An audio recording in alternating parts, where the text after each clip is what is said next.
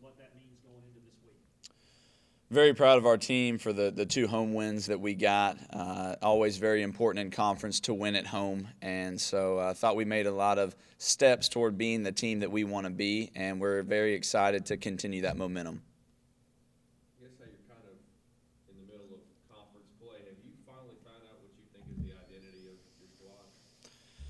Honestly, I would say most teams in our conference know their identity. I think we're still figuring it out, still figuring out our rotation, still figuring out offensively who's going to be consistent night in, night out. And so I think our defense is a thing that is probably our identity right now as a team.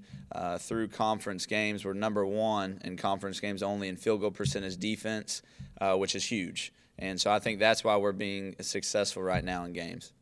I think I heard Malcolm say on the radio, you guys had seven different lineups in the past few games. Have you guys found that perfect lineup yet, or are you guys still searching for that lineup?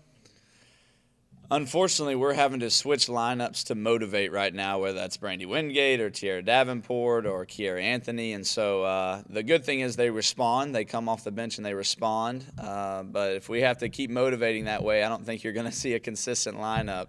And so, again, we're trying to be self-motivated. It would be nice to have the same starters and then our bench players be the sparks off the bench. But we're using the bench for motivation right now. No, go ahead. Going back to the benching players, you said you benched Brandy, you benched Brooke Pomeroy the past couple of weeks. Are you? What's the word I want to use? Are they where they need to be? I guess. Still. I think every single player on our team can improve. That's just coming from a coach. I think Brandy has definitely stepped up the last few games for us big, especially in the fourth quarter when we needed her against Florida Atlantic. I think Brooke is playing better, not necessarily always shooting it better, but to have 5 assists, no turnovers in our last game is huge. So you can start to see people knowing their roles, especially those two leaders. But again, a coach is always going to expect more.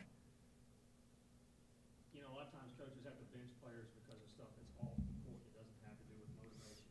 That's not something you've had to deal with this year in year number 2, which goes back to changing the culture. Are you pleased with where the culture's at this point?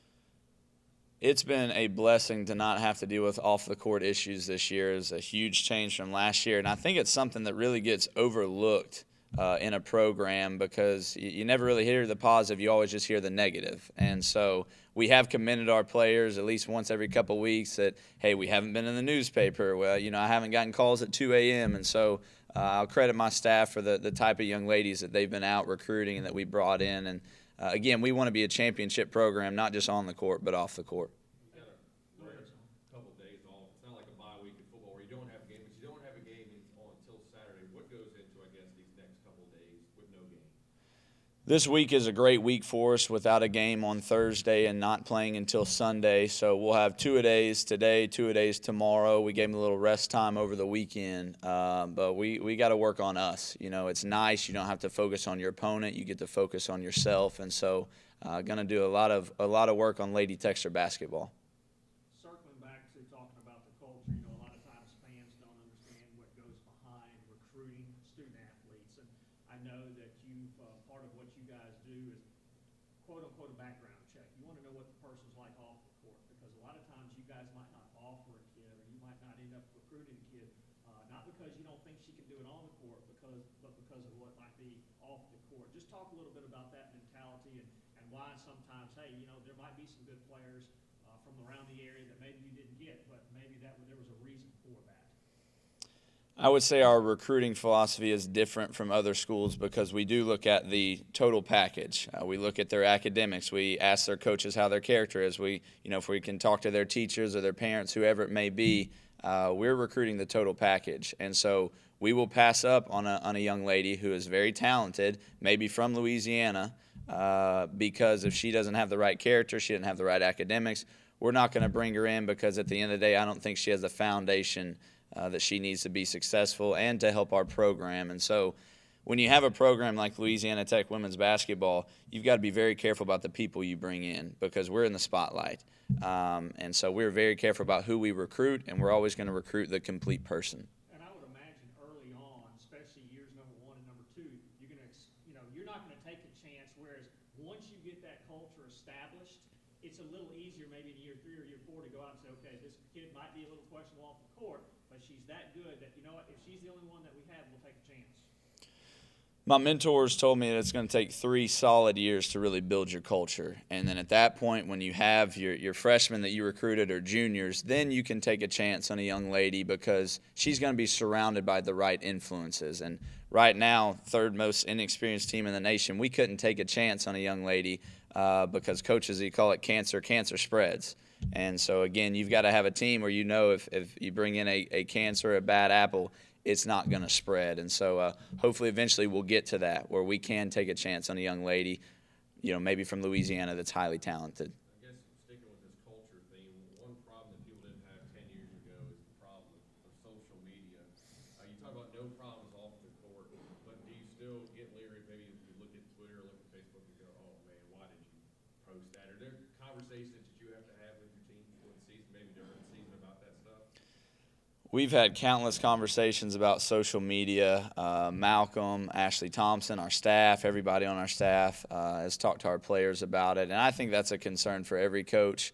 I know some coaches take it away. I personally see it as a tool to be successful. I mean, for me personally, I know my social media is a tool for marketing. It's a tool for our fans. It's a tool for recruiting. And instead of taking it away, I feel like if we can teach young ladies how to use it to be successful, then it's going to help them in their business or whatever they do one day. And so that's the goal. It doesn't always work, and I definitely check it quite often, make sure we're not posting anything we shouldn't. Well, as far as watching recruits, is that something that you have to monitor? If you watch, maybe look at the recruits' social media, like, hey, look, they post some sketchy things. That might not be somebody we want to look at. When we're recruiting a young lady, we go through everything possible. If that's Twitter, if that's Instagram, if we need to add them on Snapchat, anything social media-wise. Not just that, but what are their quotes in the newspaper? What are their grades? What do their academic advisors say about them? What do their coaches say about them? How is their life at home? What are their parents like? How are they being raised? So social media is definitely a huge part of recruiting and something that we use every day.